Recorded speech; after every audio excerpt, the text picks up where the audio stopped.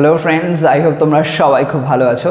তো চলে আসলাম আরও একবার কন্ডিশনাল সেন্টেন্স কিভাবে করা যায় তারই উপরে আরও একটা ভিডিও নিয়ে। তো আজকে যে বিষয়টা নিয়ে আমি আলোচনা করব সেটা হলো থার্ড কন্ডিশনাল সেন্টেন্স। তোমরা জানো যে রিসেন্টলি আমি কন্ডিশনাল সেন্টেন্সের যে ভাগগুলো হয় সেগুলোকে আলোচনা করছি। এর আগে আমি জিরো কন্ডিশনাল, ফার্স্ট কন্ডিশনাল এবং সেকেন্ড কন্ডিশনাল ডিসকাস করেছি। আজকে নিয়ে আসলাম থার্ড কন্ডিশনাল। এই যে থার্ড কন্ডিশনাল, সেই লাইন্সগুলোকে আমরা এখানে যে ট্রান্সলেশন করব এর মধ্যে দিয়ে আমরা ট্রান্সলেশনের মধ্যে দিয়ে তো বুঝবো যে থার্ড কন্ডিশনাল কিভাবে হয়। তাছাড়াও আমরা অ্যাক্টিভ এবং প্যাসিভের সেন্সটাও এখানে দেখতে পাবো। যেমন তোমরা দেখছো আমি এখন লাস্ট কয়েকটা ভিডিওতে যেভাবে ডিসকাস করলাম, এই দিকের প্যানেলে অ্যাক্টিভ আছে, অ্যাক্টিভ ভয়েস আছে, এদিকের প্যানেলে প্যাসিভ ভয়েস আছে এবং এর মাধ্যমে আমরা দুটো বিশেষ কনস্ট্রাকশনকে বুঝে নিতে পারবো। এবার এখানে আরেকটা কথা বলে রাখি, আমরা যখন কন্ডিশনাল সেন্টেন্সেস লিখি, মানে যেখানে হয়তো ইফ দিয়ে লাইনটাকে লিখছি, সেখানে যে কনস্ট্রাকশনগুলো হয়, লাইনের যে ফরম্যাটগুলো হয়, সব থেকে বড় ফরম্যাট কিন্তু এই থার্ড কন্ডিশনালের ক্ষেত্রে হয়, কারণ এখানে কনস্ট্রাকশনটা একটু ভিন্ন রকমের হয়। আরেকটা কথাও এই প্রসঙ্গে বলে রাখি, যদি আমরা বাংলার অর্থগত দিক থেকে বুঝতে চাই তাহলে কিন্তু জিনিসটা একটু কমপ্লেক্স হয়ে যেতে পারে, কারণ বাংলাতে আমরা থার্ড কন্ডিশনালের মতন করে লাইন কিন্তু সেরকম একটা বলি না, সেরকমভাবে কিছু ফরম্যাট বা কিছু কনস্ট্রাকশন কিন্তু বাংলায় ওইভাবে হয় না, কিন্তু ইংলিশে আমরা এই ধরনের বিশেষ একটা কনস্ট্রাকশন দেখতে পাই। তো সেই জন্য বাংলার উচ্চারণের দিক থেকে বলো বা বাংলার অর্থগত দিক থেকে যদি বলো, তাহলে সেই অর্থগত দিক থেকে দেখতে গেলে আমরা সেই সেকেন্ড কন্ডিশনাল এবং থার্ড কন্ডিশনালের মধ্যে অনেক সিমিলারিটি রয়েছে এরকম আর কি ফিল করতে পারবো, যেহেতু বাংলার লাইনটা একই রকমই শোনায়, কিন্তু বিষয়টা আমরা থার্ড কন্ডিশনালের সেন্সে বুঝবো, সেকেন্ড কন্ডিশনালের মতন করে নয়। ওকে, তো যাই হোক, আমি তোমাদেরকে লাইনগুলোকে ট্রান্সলেট করবো আর বিষয়টাকে ক্লিয়ার করে বুঝিয়ে দেবো, কোনো অসুবিধা হবে না। মন দিয়ে দেখো, ভিডিওটাকে ভালোভাবে বুঝতে পারবে। বাই দ্য ওয়ে, চ্যানেলটা তোমরা যদি এখনও সাবস্ক্রাইব না করে থাকো ডেফিনেটলি করে নিও, কারণ এই ধরনের ইনফরমেটিভ ভিডিওস আমার চ্যানেল থেকে তোমরা কিন্তু নিয়মিত পেতেই থাকবে। যাই হোক, তো এখানে প্রথম যে লাইনটা আছে সেটা কি বলা হচ্ছে দেখো, ও প্রতিশ্রুতি দিলে ও তা পালন করতে পারত। ও প্রতিশ্রুতি দিলে ও তা পালন করতে পারত। তো এই যে লাইনটা এখানে বলা হচ্ছে প্রথম দিকের অংশটাতে, এখানে তার যে প্রতিশ্রুতি দেওয়ার কথাটা বলা হচ্ছে, এই যে সেন্সটা না এখানে যেখানে বলছে দিলে, এরকম ধরনের সেন্স হলো, মানে তার মানে যদি সেন্সটা আসলো, যদি ও প্রতিশ্রুতি দেয় তাহলে ও তা পালন করতে পারতো, এরকম হচ্ছে কনসেপ্টটা। তো সেই অর্থে আমরা এখানে থার্ড কন্ডিশনাল ব্যবহার করে লাইনটাকে লিখব। সেক্ষেত্রে কেমন হয় মনে রাখবে, যখন থার্ড কন্ডিশনাল সেন্টেন্স আমরা করি সেখানে ইফ, এই ইফ বা যদি, এটার সাথে আমরা পাস্ট পারফেক্ট টেন্সকে রাখি, আর অন্যদিকে অর্থাৎ যেখানে প্রিন্সিপাল ক্লজটা থাকে সেখানে আমরা উড হ্যাভ লেখার পরে ভার্বের থার্ড ফর্ম ব্যবহার করে লাইনটাকে লিখি। সেটা এখানে আমরা কিভাবে অ্যাপ্লাই করতে পারি সেটা দেখে নেওয়া যাক। প্রথম যে অংশটা আছে, ও প্রতিশ্রুতি দিলে, মানে যদি ও প্রতিশ্রুতি দেয়, এখানে হচ্ছে সেই লিঙ্কারের পার্টটা, অর্থাৎ ওই ইফের ব্যবহার করব। তো লাইনটাকে সেই মতন লেখা যাক, ও প্রতিশ্রুতি দিলে মানে ইফ দিয়ে শুরু করব। তো ইফ ও অর্থে আমরা হি লিখতে পারি, ইফ হি প্রতিশ্রুতি দিলে, আমরা এখানে পাস্ট পারফেক্টের ব্যবহার করব। তো সেই সেন্সে if he had, if he had প্রতিশ্রুতি দেওয়া মানে প্রমিস করা। ওকে, তো if he had promised, V third হয়ে যাবে, হ্যাডের পরে বসে ভি থার্ড, যে কোনো হ্যাভ ফর্মের পরেই আমরা হ্যাভ হোক, হ্যাজ হোক বা হ্যাড হোক, তারপরে ভার্বের থার্ড ফর্ম লিখি। তো ইফ হি হ্যাড প্রমিসড এটা লিখলাম, তারপরে কি করব, ও প্রতিশ্রুতি দিলে, এই সেন্সটা চলে আসলো। এবার এখানে একটা কমা দাও, তারপরে ও তা পালন করতে পারতো, এই কথাটা লিখব। তো সেই সেন্সে হি করতে পারতো, হি উড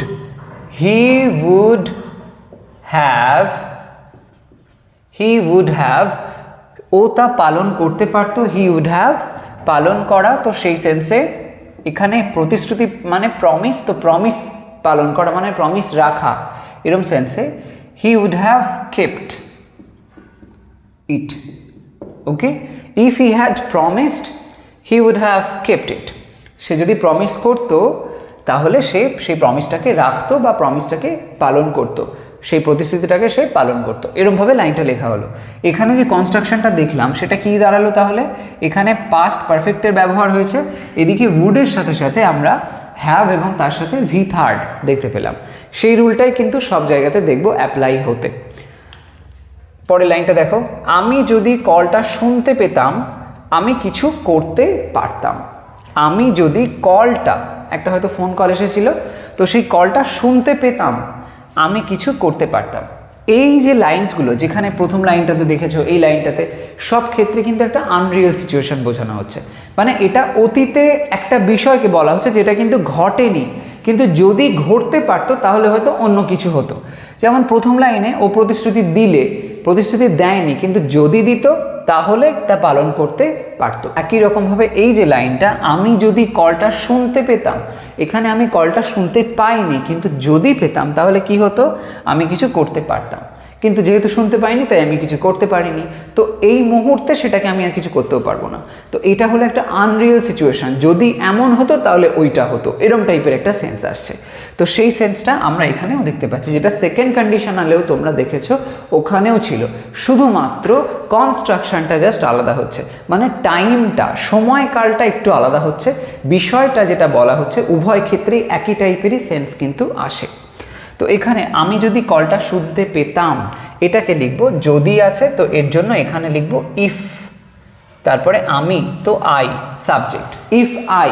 এবার কি, এই অংশটা শেষের দিকে এসো, কি আছে, লেখা আছে শুনতে পেতাম, এটা একটা কাজ, সেটা আমাদের লিখতে হবে। If I had, if I had, শুনতে পাওয়া, হিয়ার থেকে heard, if I had heard, শুনতে পেতাম কি, কলটা, দ্য কল।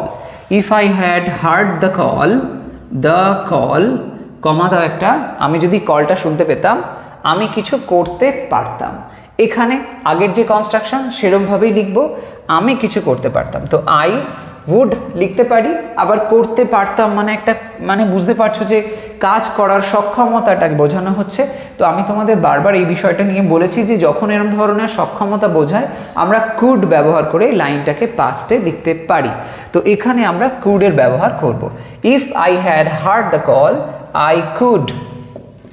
আই কুড, তারপরে আসবে হ্যাভ, আই কুড হ্যাভ।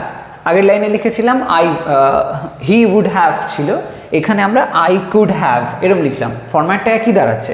তারপরে ভি থার্ড করতে হবে, আমি কিছু করতে পারতাম, তো করা, তো করা মানে হচ্ছে ডু, তো ডু থেকে তার থার্ড ফর্ম হয়ে যাবে ডু, ডিড, ডান লিখলাম।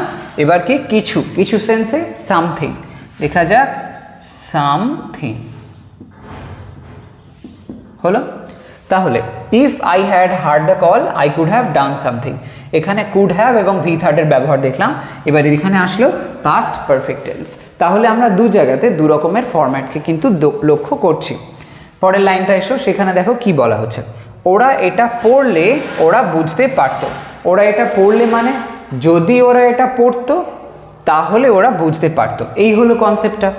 এই যে প্রথম অংশটা, ওরা এটা পড়লে, এখানে আমরা যদি সেন্সটাকে ব্যবহার করব বা সেন্সটাকে বুঝে নেব, যেটা কিনা প্রথম লাইনে দেখেছো, ও প্রতিশ্রুতি দিলে একই সেন্স আসছে, এখানে ওরা এটা পড়লে একই টাইপের হচ্ছে, সেই সেন্সে আমরা এখানে পাস্ট পারফেক্টের ব্যবহার করব এবং ইফ দিয়ে লাইনটাকে লিখব। লেখা যাক ওরা, তো সেই সেন্সে ইফ লেখার পরে আমরা দে লিখতে পারি। ইফ দে লেখার পরে কি করব, পাস্ট পারফেক্ট, তাই জন্য হ্যাড লিখব। ইফ দে হ্যাড, এটা পড়লে, পড়া মানে হচ্ছে রিড করা, তাই তো, তাহলে রিড, রেড করতে পারি আমরা। ইফ দে হ্যাড, উচ্চারণটা হবে আলাদা কিন্তু স্পেলিংটা সেম থাকে। ইফ দে হ্যাড রেড, এটা, it. If they had read it, ওরা এটা পড়লে ওরা বুঝতে পারতো, তো দে, ওরা। এবার বুঝতে পারতো সেন্সটা রয়েছে, এই অর্থে দে উড করে করতে পারি, দে উড হ্যাভ। বুঝতে পারা মানে হচ্ছে আন্ডারস্ট্যান্ড, সেটা third form, understood, they would have understood, ওরা বুঝতে পারতো। ওকে, তো এখানে if they had read it, এখানে পাস্ট পারফেক্ট আরও একবার আসলো এবং তারপরে দে উড হ্যাভ আন্ডারস্টুড, এখানে আমরা দেখতে পেলাম যে আমরা উড হ্যাভ এবং ভি থার্ডের ব্যবহার হচ্ছে। তো এই যে লাইনটা লিখলাম এটাকে আমরা ঘুরিয়েও লিখতে পারি, they would have understood if they had read it, এরমও হয়। ইফটাকে তোমরা যদি এই প্রিন্সিপাল ক্লজটার পরে লেখো তাহলে শুধু মনে রাখবে এই কমাটা হবে না। তো এই যে কমাটা এখানে দেওয়া হয়েছে, এইখানে আছে, এখানে আছে, এই কমাটা যদি তোমরা প্রিন্সিপাল ক্লজটাকে প্রথমে নিয়ে আসো, তারপরে যদি ইফটাকে রাখো, মানে ইফটা যদি মাঝের দিকে লেখো, তাহলে সেখানে কমাটা দেবে না। কিন্তু ইফ প্রথমে থাকলে সেক্ষেত্রে মাঝে কমাটা আসবে। এবার নেক্সট লাইনটা দেখো, এটা ঘটতে পারতো যদি আমরা চেষ্টা করতাম। এখানে দেখো যদি শব্দটা মানে মাঝের দিকে রয়েছে। তো যদি মানে এই জিনিসটা একটু আগে আমি বলছিলাম যে মাঝখানের দিকে যদি দেখা যায় যে এই যদি বা ইফ কথাটা রয়েছে, তাহলে সেখানে কিন্তু কমাটার প্রয়োজন হবে না।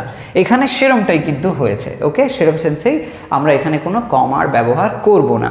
তাহলে এই যে প্রথম অংশটা, এটা ঘটতে পারতো, এই অংশটা এবার লেখা যাক। তো সেক্ষেত্রে কি হবে, এটা তো ইট লিখলাম। এবার ঘটতে পারতো সেন্সে একটা সম্ভাবনা যদি আমরা এরকম ভেবে নিই যে ঘটার সম্ভাবনা আছে, এরম একটা সেন্সে বা সম্ভাবনা হতে পারতো এরম সেন্স ভেবে নিই, তাহলে আমরা মাইট হ্যাভ এরম করে লাইনটাকে লিখতে পারি। তো সেই অনুযায়ী ইট মাইট হ্যাভ হ্যাপেন্ড, ঘটা সেন্সে হ্যাপেন সেটা থার্ড ফর্ম হয়ে গেল। ইট মাইট হ্যাভ হ্যাপেন্ড হলো যদি, ইফ আমরা চেষ্টা করতাম, ইফ উই চেষ্টা করতাম, তো ইফ উই হ্যাড ট্রাইড, যদি আমরা চেষ্টা করতাম। তাহলে এখানে যে বিষয়টা দাঁড়ালো সেটাকে আরেকবার বুঝে নেওয়া যাক। এটা ঘটতে পারতো কখন, যদি আমরা চেষ্টা করতাম, বাট চেষ্টাটা আমরা করিনি, কিন্তু যদি করতাম তাহলে হতে পারতো বা ঘটতে পারতো। সেই সেন্সটা আনরিয়েল সিচুয়েশন হয়ে গেল। ঠিক সেকেন্ড কন্ডিশনালের ক্ষেত্রে যেরকমভাবে আমি তোমাদের বুঝিয়েছিলাম, একই কনসেপ্টে এখানেও বুঝতে পারি। শুধু আবারও বলছি, টেন্সটা বা সময়কালটা এখানে ম্যাটার করে, যে এক্স্যাক্টলি কোন টাইমে হয়েছিল সেই বেসিসে এটাকে ভাবা হয়। একটু পিছনের দিকে সময় হলে, মানে পাস্টের যে সময়কালটা সেটা যদি খুব মানে দুটো ঘটনার রেসপেক্টে যদি একটু বেশি পিছনের হয়, তখন সেক্ষেত্রে আমরা এই ধরনের ফরম্যাটে কিন্তু ভাবতে পারি।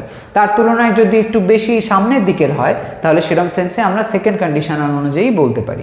এই হচ্ছে জাস্ট ডিফারেন্সটা, মানে টাইমটার উপরে নির্ভর করবে কোন ধরনের মানে কন্ডিশনাল ক্লজটা তোমরা ব্যবহার করবে বা কোন ধরনের কন্ডিশনালের টাইপটা তোমরা ব্যবহার করবে।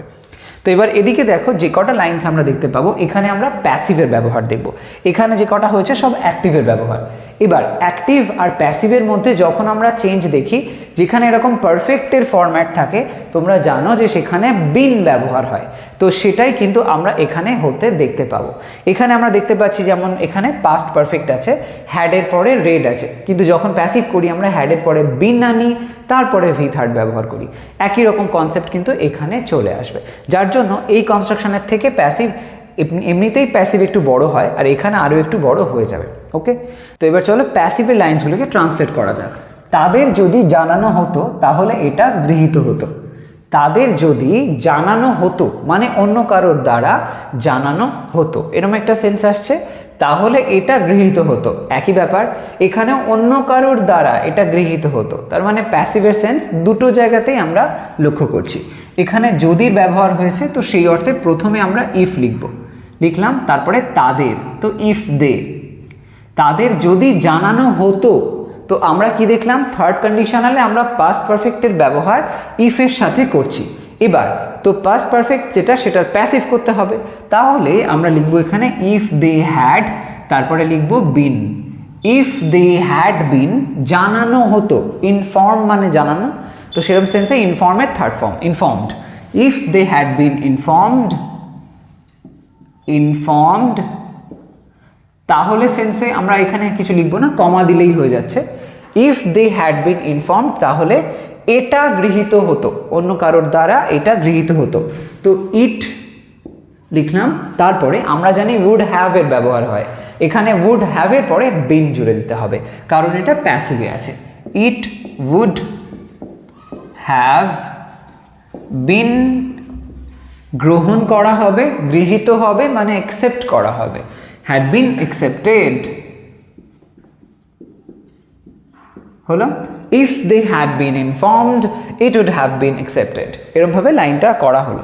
তো এইখানে যে কনস্ট্রাকশনটা দেখতে পাচ্ছ, এই বিনের ব্যবহারটাকে খেয়াল রেখো, এখানেও একই রকম ভাবে বিনের ব্যবহারটা হলো, সেটা আমরা শুধু প্যাসিভে দেখতে পাই। পরের লাইনটা দেখো, আমাকে নিমন্ত্রণ করা উচিত ছিল যদি আমার উপস্থিতির প্রয়োজন থাকতো। আমাকে নিমন্ত্রণ করা উচিত ছিল যদি আমার উপস্থিতির প্রয়োজন থাকতো।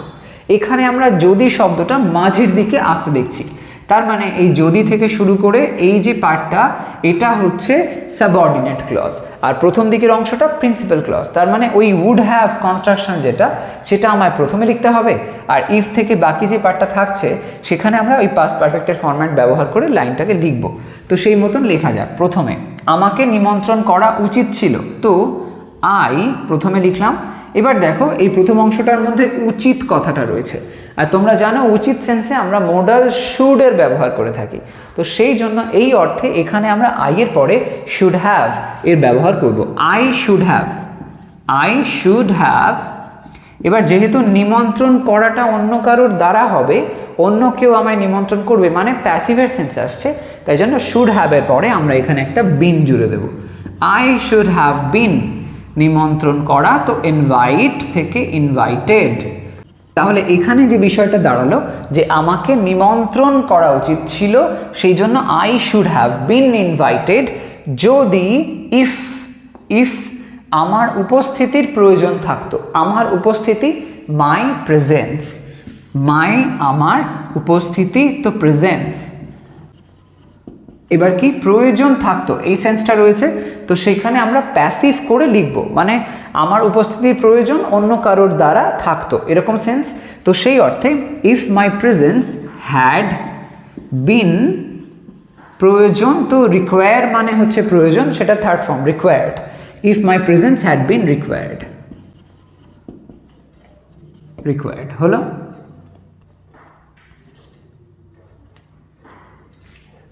I should have been invited if my presence had been required. তাহলে এখানে had been v থার্ড, আর এখানে should have been তারপরে v থার্ডের ব্যবহার লক্ষ্য করলাম। পরের লাইনটা এসো। যদি আলো জ্বালানো হতো রহস্য সমাধান হতো। যদি আলো জ্বালানো হতো রহস্য সমাধান হতো। আলো জ্বালানো হতো মানে কারোর দ্বারা জ্বালানো হতো, আর অন্যদিকে রহস্য সমাধান হতো মানে কারোর দ্বারা সমাধান হতো। তার মানে উভয় ক্ষেত্রেই আমরা দেখতে পাচ্ছি প্যাসিভের সেন্সে আসছে। এখানে যদি আলো জ্বালানো হতো, তার মানে এটা আমরা ইফ দিয়ে লিখব, যদি আছে তো প্রথমে ইফ লেখা যাক। ইফ তারপরে আলো জ্বালানো হতো, ইফ দ্য লাইট, আলোটা, হ্যাড বিন, জ্বালানো মানে টার্ন অন করা, তো had been turned on. If the light had been turned on, যদি আলো জ্বালানো হতো, তারপরে কমা দাও, রহস্য সমাধান হতো। তো রহস্য দ্য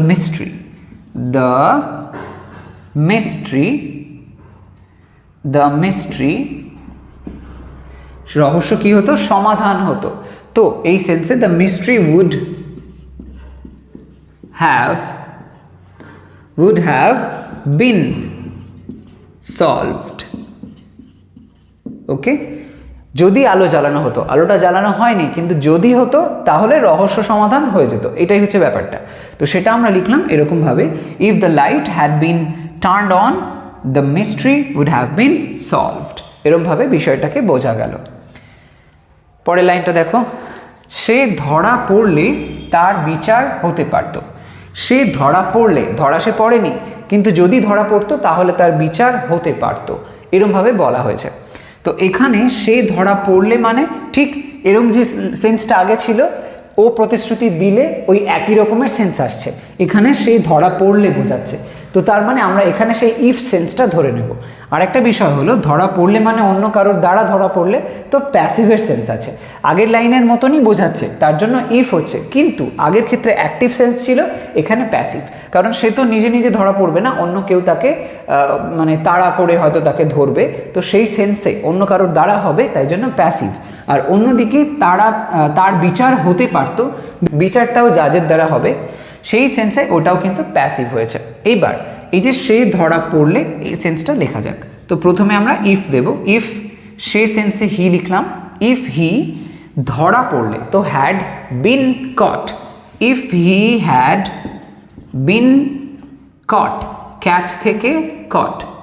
সে ধরা পড়লে কমা দাও, ইফ হি হ্যাড বিন কট, তার বিচার হতে পারতো। তো এখানে তার বিচার সেন্সে হি, এবার বিচার হতে পারতো একটা সম্ভাবনা বোঝাচ্ছে, তো সেরকম সেন্সে আমরা যদি এখানে মাইট করে লিখি তাও হবে। He might have been, he might have been, might have been বিচার হওয়া, তার মানে জাজ হওয়া। might have been judged, he might have been judged হলো। if he had been caught he might have been judged। তো এই যে লাইনটা দেখতে পেলে এখানেও আমরা সেই প্যাসিভের সেন্সটা বুঝতে পারছি। তো এখানে হ্যাড বিন আর এখানে মাইট হ্যাভ বিন, এই হলো বিষয়টা। তো কনসেপ্টটা আলাদা কিছুই নয়, জাস্ট খেয়াল রাখবে উভয় ক্ষেত্রেই মানে সাবঅর্ডিনেট ক্লজ এবং প্রিন্সিপাল ক্লজে আমরা শুধু বিনের ব্যবহারটা এক্সট্রা জুড়ে দেবো যখন এটা আমরা অ্যাক্টিভে করছি।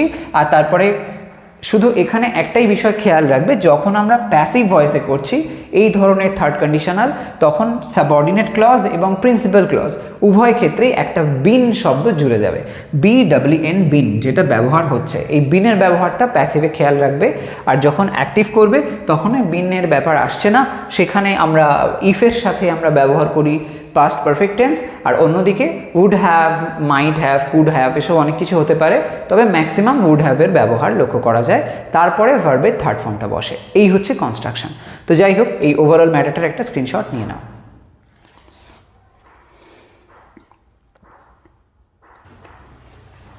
তো আজকের ভিডিও তো এই পর্যন্তই। তোমাদের ভিডিওটা যদি ভালো লেগে থাকে একটা লাইক করতে ভুলো না, শেয়ার করো সমস্ত ফ্রেন্ডসের মধ্যে, আর কমেন্ট সেকশনে অবশ্যই জানিও যদি কোনো নির্দিষ্ট বিষয়ের উপরে তোমাদের ভিডিওর প্রয়োজন হয় সেটাও। ওকে, তো সবাই ভালো থাকো, সুস্থ থাকো। নেক্সট ভিডিওতে চলে আসবো আরও একটা ইন্টারেস্টিং টপিক নিয়ে ডিসকাস করার জন্য। বাই।